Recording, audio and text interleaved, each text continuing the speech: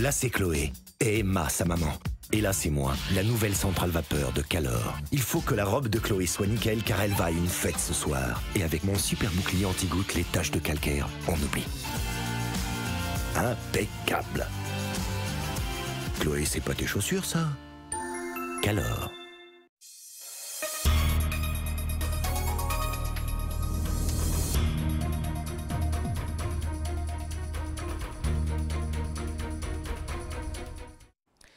À la une ce soir, les salariés de France Antilles reçus par leurs repreneurs potentiels. Ils ont pu faire part de leur inquiétude quant à leur avenir. Pour rappel, l'un des aspirants à la reprise annonce déjà 80 licenciements au sein du groupe. 3 stagiaires martiniquais sur une promo de 15 devant partir en stage à l'étranger, laissés sur le carreau. Le pays d'accueil ne semble pas accepter les candidats souffrant de handicap. Le centre de formation martiniquais ne propose aucune solution pour l'instant. La gastronomie antillaise sera mise à l'honneur cette semaine sur le parking du stade Pierre-Aliquet. À 80 professionnels de l'alimentation proposeront dès demain différentes saveurs locales. Il s'agit du premier salon saveurs et traditions culinaires. Enfin, la consommation d'insectes devient tendance en Guadeloupe. Une boutique spécialisée y a d'ailleurs ouvert ses portes. Elle propose des produits importés pour l'instant. Les chiffres du tourisme semblent très bons pour ce premier trimestre en Martinique. Des chiffres que nous analyserons dans cette édition avec notre invité Philippe Lecuyer, qui est président de Zilea. Bonsoir à tous et bienvenue dans cette tranche info que vous pouvez suivre en direct sur Facebook. Nouvelle étape dans la procédure judiciaire de France Antilles. Les salariés du quotidien ont rencontré aujourd'hui les représentants de leurs futurs repreneurs. Ils ont pu faire part de leur inquiétude quant à leur avenir au sein du groupe. Voyez les précisions de Jean-Marc Dabreux et de Kéraphel Rony. Opération séduction. Devant les représentants syndicaux, l'administrateur judiciaire et les autres forces vives du groupe France Antilles, les potentiels repreneurs présentent leur offre. On veut préserver l'indépendance éditoriale, on veut renforcer les moyens, on injecte beaucoup d'argent pour développer France Antilles, tant sur le papier que sur le digital. Donc ça, c'est un point important. On préserve l'ensemble des emplois, donc tout ça, ce sont des moments et des sujets extrêmement importants. Mon offre, qui je pense est celle qu'il faut faire, vise à ce qu'il y ait une 60aine d'emplois qui ne soient pas repris. Et une fois de plus, ce n'est pas moi qui suis le fossoyeur de l'emploi, moi je suis juste qu'un repreneur. Donc je pense que pour le bon fonctionnement de cette entreprise, ils doivent être moins nombreux et qu'il y a des choix à faire. Si le maintien de l'emploi est une priorité pour les salariés, l'objectif est aussi d'assurer la pérennité du journal. Pour certains, cela doit passer par des investissements à long terme. Que ce soit en Guadeloupe, que ce soit en Martinique, que ce soit en Guyane, nous ne pouvons pas contenter nous devenir qu'un journal. Nous faire autre chose, nous gagner de nouveaux parts de marché. C'est comme ça qu'on arrive à pérenniser l'entreprise là. Et c'est ça nous cherchons à toutes ces offres là. Et comme ça, c'est ça qui permet nous de dire nous arrêter en position. Nous ne pouvons pas arrêter nous sans cette position de jeux là. Comme quoi oui, il prend 100% des monde. Il prend 100% des monde jeux là. Mais demain matin ou après demain, il faut foutre les monde dehors. Il dit qu'on ouais, il pas marché. Les repreneurs ont jusqu'à demain minuit pour faire des contre-propositions. En attendant, le journal continue de fonctionner. À la rédaction, cœur de la société, ces derniers mois marqués par le redressement puis la liquidation judiciaire ont été difficiles.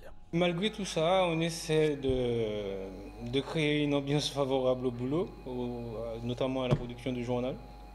Mais c'est vrai qu'on ressent en permanence une espèce d'ambiance pas très favorable à un bon travail, quoi.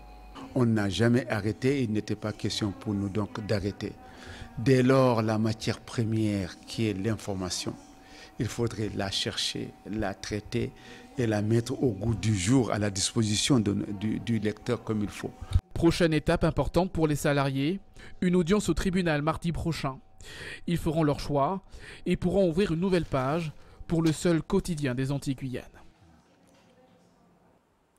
26 grammes d'herbe de cannabis, 87 grammes de crack, des armes de poing, des cartouches de fusil, des bijoux. C'est le bilan de la grande opération de contrôle effectuée ce matin à Fort-de-France. Les voies d'accès au parking, les halls d'entrée, les locaux collectifs, les cages d'escalier de la cité aux Anam et toutes les parties communes ont été fouillées par environ 80 militaires. Ils ont effectué des contrôles d'identité et recherché des véhicules volés ou signalés sur le parking. Voyez les réactions recueillies par Louis Sabas.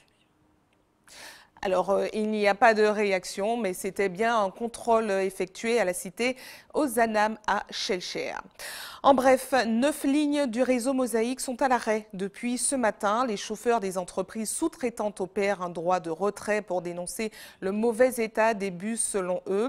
Plusieurs lignes de la ville Schellcher sont impactées. Pour l'heure, rien n'indique si un retour à la normale est prévu demain. Voilà ce qui s'apparente à un véritable cafouillage au sein de la sécurité sociale. Une salariée de Madianette a manifesté son mécontentement devant le siège de la sécurité sociale. Elle réclame des explications à l'institution sur son dossier. Victime d'un accident du travail en juillet 2015, elle ne reçoit plus d'indemnité depuis janvier dernier. La sécurité sociale lui aurait demandé de reprendre le travail alors qu'elle estime son état de santé ne lui permet toujours pas. La mère de famille se dit dans une situation financière très difficile aujourd'hui. Voyez ses explications face à la caméra de Jean-Marc Dabreux et de Guy Raphaël René. J'ai les certificats, j'ai les attestations, j'ai tout du kiné qui stipule le problème que j'ai à l'épaule et qui stipule que je ne peux pas. Et j'ai les arrêts du docteur, c'est-à-dire mes feuilles datées, qui sont un jour, jusqu'à ce jour, qui me demandent d'être toujours en accident de travail. Je ne pense pas que ça soit par plaisir. Je pense qu'il y a un problème à la société, qu'il faut arrêter ça. Aujourd'hui, c'est moi, demain, ça sera quelqu'un d'autre. Aujourd'hui, je me bats pour mes enfants parce que mon panier de quoi manger, c'est des voisins, c'est des amis, c'est ma grand-mère, c'est ce genre de personnes que je retrouve. Et nous, en la sécurité sociale, je pense que la personne à la sécurité sociale doit bien manger. Mais moi, je ne mange pas correctement. Nous savons très bien que nous avons quand même plusieurs cas qui nous sont déjà venus. Et là, on a voulu, par rapport au problème de Mme Arménil, de mettre un coup d'arrêt et d'avertir que ces situations ne pourront plus continuer. Et je pense que la population martiniquaise doit bien faire attention à ces histoires qui passent. Et que nous, on fait comme si que ça n'a l'air de rien, mais nous savons qu'il y a des souffrances derrière pour chaque famille dans une situation pareille. Revenons maintenant sur cette opération de contrôle d'identité opérée ce matin à Fort-de-France. 45 infractions ont été relevées, des contrôles d'identité ont été effectués sur les automobilistes et les deux roues. Voyez les réactions recueillies cet après-midi par Louis Sabas. Il y a des abus, donc il faut bien sûr faire des contrôles de police. Surtout, on a vu ces temps derniers, il y a eu pas mal de dérives, quoi, hein, des accidents en répétition. Donc voilà, je pense que c'est très important. Je suis un ancien motard. Alors, jusqu'à présent, j'ai une moto. Alors, je suis bien content qu'ils font des contrôles. Plus souvent, quand je les vois sans casque, je dis, bon, eh bien, ils s'en foutent bien, quoi, puisque vous savez, hein, il faut bien mettre le casque. Hein. Il y a trop d'accidents, il y a trop de n'importe quoi. C'est bien dans un sens, mais après, s'ils pensent que ça va améliorer la sécurité et tout, non, il y aura toujours des accidents. Les chiffres du tourisme semblent être au beau fixe chez nous cette année. Le taux d'occupation du premier trimestre est de 80,1% contre 78,7% l'année dernière à la même période. Alors, quelle analyse pouvons-nous en faire? Pouvons-nous nous en satisfaire? C'est ce que nous allons voir tout de suite avec le président de Zilea. Philippe Lecuyer, bonsoir. Bonsoir. Merci d'avoir accepté notre invitation. Alors, les chiffres semblent être très bons par rapport à l'année dernière, 80,1%, on l'a dit. Mais après analyse, on se pose quand même la question, certains hôtels proposent moins de chambres par rapport aux autres années. Alors, quand on fait le ratio, si sur 100 chambres proposées, il y en a 10 qui sont prises, alors que sur 10 chambres proposées, il y en a 10 qui sont prises, effectivement, ça change un peu le taux d'occupation. Est-ce qu'on peut vraiment se satisfaire de ces chiffres? Oui, parce que ces chiffres, on avait effectivement extrapolé, c'est des chiffres réels sur l'ensemble de nos adhérents. Les chiffres sont donc l'occupation et on se félicite de ce score parce qu'on sait que les touristes, quand ils vont dans un hôtel, ils vont aussi aller consommer à l'extérieur, prendre une voiture de location, aller dans des lieux de visite, des restaurants, des lieux de détente. Enfin, c'est intéressant pour toute la Martinique ce score. Alors, si certains hôtels réduisent la voilure, quel est l'état de santé de nos hôtels en Martinique? Il est toujours en état délicat. Il y a certains établissements qui sont toujours dans des situations difficiles, malgré ces bons chiffres. Et il faut qu'on soit surtout vigilant sur la basse saison qui s'annonce. On a quand même des signes encourageants, c'est que le mois d'avril a aussi été un très bon mois. Alors c'est dû sûrement aux modifications des dates de vacances scolaires par rapport à l'année dernière. Mais rappelons-nous aussi que l'année dernière, on était en pleine crise du Zika et que nos hôtels étaient désespérément vides en avril et mai. Ce sera mieux donc cette année. Donc on s'en est complètement remis, on peut dire, de cette crise du Zika? Oui, parce que globalement, plus personne n'en parle. Ça a été un mauvais coup pour l'année dernière. On a effacé cette difficulté et on regarde l'avenir maintenant. Alors, il y a également de nouvelles compagnies qui sont arrivées chez nous, avec elles de nouveaux touristes. Qui sont ces nouveaux touristes qui arrivent en Martinique? Alors, c'est les compagnies de Condor pour l'Allemagne et de Norwegian pour les États-Unis. On a du mal à cerner un petit peu qui sont ces touristes. Alors, il y a des enquêtes aux frontières qui sont réalisées actuellement par le CMT qui va nous permettre de définir, leurs attentes, mais aussi qui sont ces touristes et dans quel établissement ils vont. Parce qu'on voit que sur l'hôtellerie, on n'a pas tant de visiteurs américains notamment. Par contre, on a fait un beau score avec les Canadiens cette année. D'accord. Alors, j'allais vous poser la question, mais vous avez répondu à demi. Est-ce qu'on répond aux attentes de ces touristes? Est-ce qu'on sait s'ils en sont satisfaits? Est-ce qu'ils ont l'intention de revenir? Est-ce qu'il y a déjà des enquêtes approfondies là-dessus? Alors, déjà, sur les établissements, on sonde quand même les clients. On sait qu'ils sont globalement satisfaits de la prestation en Martinique, que ce soit au niveau de l'accueil, des prestations de services, de ce qui se passe à l'extérieur. Par contre, comme on ne maîtrise pas leurs réelles attentes, on a du mal à leur proposer des produits qui collent exactement peut-être à ces attentes. Est-ce que les professionnels du tourisme, hormis ceux des hôtels, sont aptes à recevoir ces nouveaux touristes venant de l'étranger? Oui, bien sûr. Alors, il y a certainement des efforts, à faire sur les langues notamment, sur la qualité de l'accueil dans certains secteurs. Mais notre groupement s'est mis autour d'une table et on a constitué un cluster pour réfléchir ensemble et apporter des réponses concrètes à ces attentes et ces besoins de formation que nous avons. Alors, parlons maintenant de l'hôtel Marouba du Carbet et l'hôtel Club des Trois-Îlets qui avait lancé un appel à projet, on s'en rappelle. Alors, est-ce que vous savez où on en est aujourd'hui déjà? Non, parce que la banque chargée de la transaction n'a pas indiqué combien ils avaient eu de dossiers. On m'a dit qu'il y avait eu des visites de personnes intéressées. Maintenant, je n'ai pas le nombre exact et les porteurs de projets. Et c'est la mission de l'EPFM qui est chargée de sélectionner parmi ces porteurs de projets quels seraient les meilleurs. Alors avec votre expérience, sur quel type de projet il vaudrait mieux se lancer? Est-ce qu'on revient sur le all-inclusive pour le Marouba par exemple? Non, c'était pas une mauvaise idée c'était pas une mauvaise idée au départ, mais la capacité de l'hôtel n'est pas suffisante pour rentrer pleinement dans un système vertueux, un modèle économique satisfaisant. Il faut des hôtels plus grands comme il en existe dans la Caraïbe. Alors qu'est-ce qui manque en Martinique? Quel projet serait très bien et qui il y a des projets liés à la Sentier, liés à la Thalasso, des hôtels plus petits, plus cocooning, il y a un tas de choses. Et puis ce qui manque surtout, c'est des investisseurs qui croient en la destination. Et il n'y a que par la montée en puissance de nos résultats qu'on pourra attirer des investisseurs pour la rénovation, mais aussi pour la construction d'hôtels nouveaux. On en a besoin. Très bien, merci à vous d'avoir répondu à nos questions. Restez avec nous à suivre dans un instant. Nous irons à Saint-Plus où les élèves de l'école primaire Omer-le-Sieur se préparent à présenter un grand show. Il s'agit d'un spectacle retraçant l'histoire de la Martinique et des Amérindiens. Et puis dans notre JT des communes, Hubert Bornil reviendra sur l'ouverture de la route de Deux-Choux qui relie Font-Saint-Denis à la commune du Gros-Morne.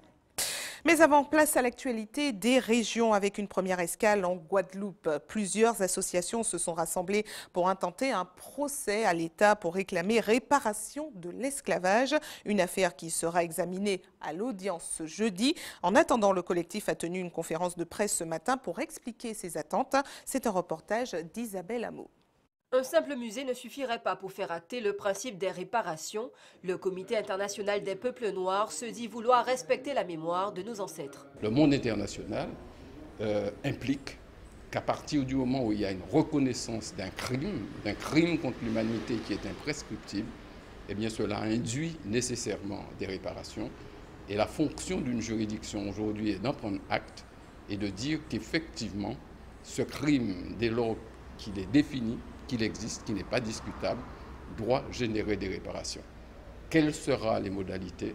Cela, le tribunal a toute l'attitude pour leur donner. Cette réparation, selon le CIPN, pourrait atténuer l'aliénation des Guadeloupéens, descendants d'Afrique, quant à l'esclavage. Il est bien évident que pour asseoir sa domination, les colonialistes, les esclavagistes ont mis en place toute une série de doctrines et de théories qui ont permis de justifier l'esclavage. Et l'une de ces théories était précisément de considérer que le noir, le nègre d'Afrique notamment, n'avait pas d'âme. Le drame qui s'est produit, c'est que l'on est arrivé à faire comprendre à beaucoup d'entre nous qu'il fallait en quelque sorte occulter cette période de l'histoire, puisque cette période de l'histoire nous dévalorisait.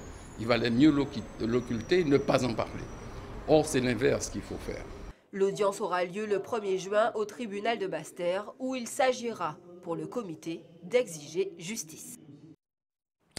Voilà ce qui s'apparente à un véritable cafouillage au sein d'un centre de formation. 3 stagiaires sur une formation de 15 qui devaient partir en immersion en entreprise à l'étranger se trouvent aujourd'hui sur le carreau.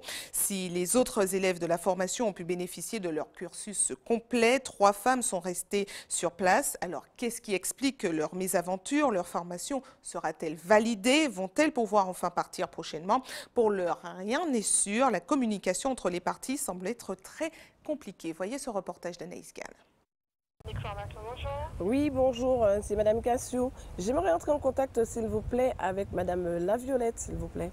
Un coup de téléphone à l'établissement pour tenter d'obtenir des explications. La directrice est absente ce matin. Mirella et ses collègues devront prendre leur mal en patience. Je vous remercie. Au revoir. Cela fait plus de 20 jours que ces 3 femmes devraient être en stage à Trinidad, alors que les autres élèves de leur formation sont partis. Elles sont toujours dans l'attente. En rémission d'une blessure à la cheville, Lynn Rose est reconnue travailleuse handicapée. Quelques jours avant le départ, elle est convoquée pour une expertise médicale, une décision qu'elle a du mal à comprendre. Le document a été mis dans mon dossier dès le début de la formation, dès le début. J'ai donné le document. Donc le centre savait que j'avais le RQTH et je pense qu'en, disons, 5 mois, 4 mois et demi, 5 mois de formation, ils avaient le temps d'étudier, de faire le nécessaire s'il y avait une raison de voir un expert médical, ne pas me convoquer chez un médecin, je me retrouve chez le médecin de la directrice, que ce médecin lui demande pourquoi je ne suis pas à Trinidad, parce qu'il n'y a rien qui m'empêche d'être présente à Trinidad. Depuis le 17, j'ai vu ce médecin qui a répondu ça à la directrice. Il lui a dit d'aller voir l'autre des médecins et j'attends toujours cet expert. Même incompréhension pour Katie. Selon elle, l'endométriose dont elle souffre ne devrait pas être une entrave à une immersion à l'étranger. J'aimerais savoir, ils se sont basés sur quoi en fait, puisque la pathologie n'est pas mentionnée sur le document. Un handicapé a droit de l'information comme tout le monde en fait. Alors moi je me pose des questions en fait. Qu'est-ce qui se passe ? Pour Mirella, le problème est tout autre. Son CV n'aurait pas été délivré à temps pour être transmis aux entreprises trinidadiennes, un couac que cette entrepreneuse regrette, elle qui misait beaucoup sur cette expérience. Partir en pays anglophone, notamment Trinidad, où nous savons que la partie artistique a une très grande importance dans ce pays. Justement, j'avais choisi de partir parce que je suis dans l'optique d'une création d'entreprise dans le domaine événementiel. Donc c'était vraiment une aubaine de pouvoir côtoyer nos frères caraïbéens pour se calquer, acquérir, donner et pour un échange. De son côté, l'organisme de formation assure tout faire pour régler ces différends. Un accompagnement aurait été mis en place pour suivre les 3 élèves. Cet après-midi, lors d'une réunion avec les membres de l'établissement, une proposition de stage leur a été faite, mais en Martinique. Direction la Guyane maintenant qui organise comme chez nous la semaine du développement durable. Pour l'occasion, une usine de briques a organisé une journée porte ouverte pour présenter aux professionnels du BTP ses produits, des matériaux à base d'éléments naturels. Voyez ce reportage de la rédaction d'ATV Guyane. Dans cette entreprise, on fabrique un matériau naturel depuis plus de 10 ans. La brique de terre crue, conçue à base de latérite. L'entreprise a connu un second souffle en 2015 avec son rachat et l'automatisation de l'unité de production. Le plus difficile pour concevoir ces briques, c'est de trouver la meilleure terre. Le problème, c'est qu'à ce jour, on n'a jamais trouvé un filon suffisamment important pour pouvoir garder la même terre à chaque fois. Donc à chaque fois, il faut qu'on refasse une prospection et qu'on puisse extraire, pour pouvoir extraire en fait le meilleur filon possible pour nous. Mais à chaque fois, ça correspond à des petites quantités en fait. La latérite est mélangée à du sable, un peu de ciment et de l'eau. Le mélange est compressé pour obtenir des briques. Elles sont positionnées sur des palettes pendant 24 heures. Les briques sont ensuite mouillées, puis mises à sécher durant 28 jours. Plusieurs modèles sont fabriqués. Nous avons 4 modèles actuellement de briques. Nous avons la brique pleine, la brique creuse qui sert d'accessoire pour le passage de la tuyauterie, le passage de la ferraille. Nous avons les linteaux qui servent pour l'encadrement de portes, de fenêtres et pour faire les chéneaux. Et nous avons une brique pleine avec une face lisse qui permet de faire les finitions quand vous faites du petit mobilier d'intérieur, donc des bars, des bibliothèques, un plan de travail pour la cuisine. L'entreprise n'a pas encore toutes les certifications pour répondre au marché public. Ses premiers clients sont les particuliers, de plus en plus nombreux à vouloir intégrer des matériaux naturels dans leur construction pour leur esthétique et surtout pour leur qualité. Alors, la brique de terre crue, si vous voulez, ce qu'elle apporte, c'est qu'elle apporte une inertie thermique plus importante que l'agglo. Donc elle est intéressante par rapport à certaines expositions de murs, notamment tous les murs plein ouest. Elle apporte également au niveau phonique, comme elle est pleine, donc on a des propriétés plus intéressantes que l'agglo. Par contre, contrairement à l'agglo, c'est un matériau qu'il faut, comme elle est crue, qu'il faut protéger des intempéries. Et donc, forcément, la brique, elle doit avoir un toit et une fondation bien isolée avec un hydrofuge. Depuis 2 ans, l'entreprise bénéficie du label Produit de Guyane. Elle monte en puissance. Le dernier semestre 2016, 23 000 briques ont été produites. Parlons maintenant de cette tendance qui vient essentiellement d'Asie et qui semble se développer en Guadeloupe, la consommation d'insectes. Une boutique spécialisée a ouvert ses portes dans l'île Sœur. Elle propose des insectes importés de l'Hexagone pour l'instant. Voyez ce reportage de Linda Carcy. Depuis 2 ans, dans son épicerie fine, Florence a fait des insectes comestibles son produit phare. 3 sortes d'insectes, les criquets, les grillons et les vers de farine qu'on appelle molitor et qui font toujours partie des best-of des ventes de la boutique. J'en avais entendu parler, j'en avais vu un petit peu des reportages et je les ai contactés et voilà, c'est une équipe super jeune et très dynamique, très marrante. Donc c'est un plaisir voilà, d'avoir ces produits et qui sont très bien présentés. Voilà. Loin de remplacer un repas équilibré, il se marie parfaitement avec un apéritif ou un défi entre amis. J'ai une famille de gendarmes par exemple qui venaient chercher des vers pour les mettre à la place des croûtons dans une salade. Donc elle m'avait envoyé une photo, voilà, les vers sont présents. Les gens prennent ça surtout pour l'apéritif, faire connaître, se marrer, filmer, photographier quand on mange ça. Est-ce que tu veux goûter? En bouche, les insectes déshydratés sont croustillants, épicés. Attention toutefois, aux allergies, ils sont des proches cousins des crustacés. C'est vrai que c'est bon. Sésame, cumin. Ce sont des bêtes qui sont élevées aux Pays-Bas spécialement pour être mangées par l'homme. Et qui sont ensuite en France déshydratées et parfumées. Donc là, par exemple, les criquets sont au goût de curry. Donc c'est très sec. Je dis souvent, c'est pas comme Koh-Lanta où ça dégouline de partout. C'est très sec, donc ça croustille comme une chips et c'est parfumé. Donc on a le goût de, voilà, on a le goût du curry. Depuis l'ouverture de sa boutique, les barrières gustatives et psychologiques semblent tomber une à une. Certains clients n'hésitent pas à faire des demandes quelque peu particulières. Après, beaucoup de gens me demandent si on a des scorpions, si on a des blattes. Ça, non. Pour l'instant, non, parce que la France est pour l'instant pas à même d'autoriser tous les insectes qui existent sur la Terre, quoi. Il y a plein d'envies, voilà. Mais c'est bon, c'est surtout bon. L'an dernier, Florence a vendu plus de 300 boîtes d'insectes comestibles, soit une par jour. Ce sont les grillons et les vers qui sont les plus appréciés, histoire peut-être d'éviter un coup de cafard. Et bon appétit si vous passez à table. Allez, on se rapproche un peu plus de vous. Nous passons à notre JT des communes.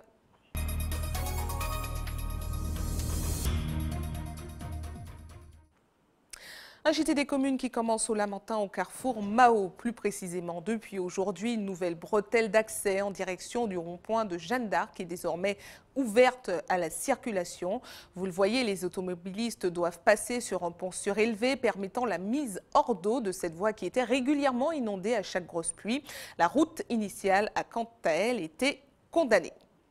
Autres travaux sur nos routes, mais qui remontent à un peu plus longtemps. Vous le savez, depuis le début du mois, il est possible de rejoindre le Gros Morne entre Font-Saint-Denis sans faire le grand tour, mais en passant directement par la route de Dechoux. Les travaux ont coûté 4 500 000 €. Hubert Bornil et Valérie Vincent se sont rendus sur place. Regardez. Moun li non content, moun li sid pas même parler. Il faut dire que depuis sa réouverture, la route de Dechoux compte à peu près 150 passages de véhicules jour et dans le même temps, on peut observer les derniers travaux de sécurisation. Alors là, c'est vraiment une merveille, nous ont dit certains automobilistes. L'asphalte est fraîchement installé, moment appréciable, la voiture coulisse tranquillement à travers une végétation luxuriante. On retrouve là les sensations de la conduite sur route forestière. C'est ça aussi le charme de la route de Dechoux. C'est une partie de la Martinique, de la forêt, au milieu de la forêt, à voir quoi. C'est agréable. C'est agréable. Et puis il y a de l'eau, de la bonne eau pure. Peu de circulation, mais quand même quelques curieux venus parfois de très loin, même du sud, pour tester la route. Suite à l'important glissement de talus enregistré il y a maintenant 8 ans, la route était restée impraticable et les travaux ont été longs. On a eu un glissement de masse en janvier 2009. Ce glissement a emporté 80 mètres linéaires de voirie. Et donc il a fallu depuis faire toutes les études nécessaires pour permettre le rétablissement de la chaussée. Plus d'une dizaine d'entreprises se sont succédées sur le site de la carrière où jusqu'à maintenant il est recommandé d'observer une grande vigilance en raison des risques de chute de blocs ou d'éboulis. Il n'est pas question d'envoyer des agents ou des entreprises travailler sans sécuriser la paroi.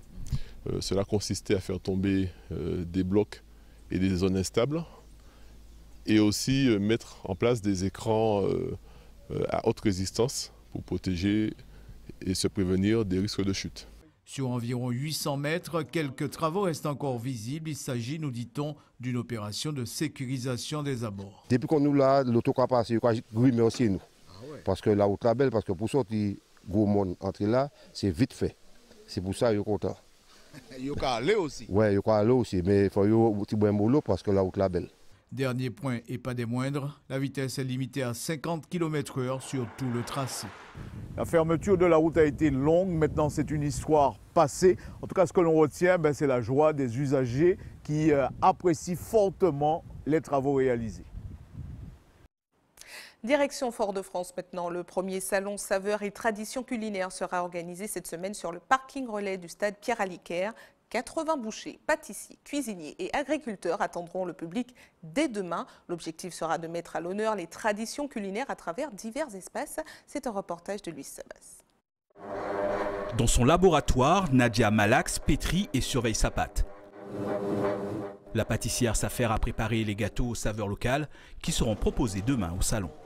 J'essaie de faire des sablés, des biscuits sablés avec les fruits du terroir, tout ce qui est mangue, papaye, citron, orange, gingembre, un tout petit peu de moringa. Je n'aurai pas trop le temps de travailler le moringa. Je suis peut-être là pour 18 h ou même plus. Et à 2 h du matin, réveillé pour que les cuissons soient faites, pour qu'à 6 h, qu'on fasse des points de livraison qu'on a sur certaines stations et puis après, on est sur la foire. C'est donc de bonne heure qu'elle rejoindra les 80 bouchers, agriculteurs, restaurateurs et autres cuisiniers répartis sur les 17 000 m² du salon Saveurs et Traditions culinaires. Sur le parking relais du stade Pierre-Aliquer, quelques exposants s'installent déjà. Au niveau des banderoles, laquelle qui va être la mieux? Ils espèrent beaucoup de cette première qui rassemble autant de professionnels en un seul lieu. Ça peut faire un peu souvent au pays, parce que ça va permettre des agriculteurs écouler un maximum de produits. Et puis nous-mêmes qui les petits artisans de différents produits qui sont sortis des terroirs là encore, qui permettent nous de aussi faire connaître ça nous a fait. En tant qu'ambassadeur de la crêpe martiniquaise, à la farine de banane, on se doit d'être présent sur tous les salons culinaires d'une façon générale. Donc on va jusqu'à Paris faire le salon d'agriculture de Paris. Donc c'était une évidence qu'on soit présent sur un salon culinaire en Martinique. La manifestation dure 5 jours. Entre concours de cuisine, animations thématiques, jeux, découvertes gastronomiques, c'est un programme alléchant qui est proposé aux visiteurs avec pour invité spécial le cochon. On a le champion du monde Noël Jamais qui sera présent, qui va remettre en jeu son titre mondial de cri de cochon. Une élection Miss Cochon, ça n'a rien de péjoratif. C'est simplement un quiz autour de tout ce qui est autour du cochon, de la charcuterie, de sa naissance, de sa mort. Il y aura aussi comme clou de spectacle la course de cochon graisseux. Donc c'est une course de cochon, on court après un cochon dans un ring et celui qui attrape le cochon gagne le cochon et d'autres prix. Le salon Saveurs et Traditions culinaires ouvre ses portes demain à 10 h. De nombreux visiteurs sont attendus. Information pratique avant de refermer cette édition pour ceux qui souhaitent faire un don de sang demain. Un camion de l'EFS sera stationné sur le parking du centre commercial La Galeria de 9 h à 14 h. Comme chaque jour ouvré, une équipe sera également à votre disposition de 9 h à 16 h à la maison du don au CHU Pierre Zobda-Kitman au quartier L'Aménard à Fort-de-France. Et c'est la fin de votre journal local et régional. Mais ne bougez pas, on se retrouve dans quelques instants avec Antje Peya. A tout de suite.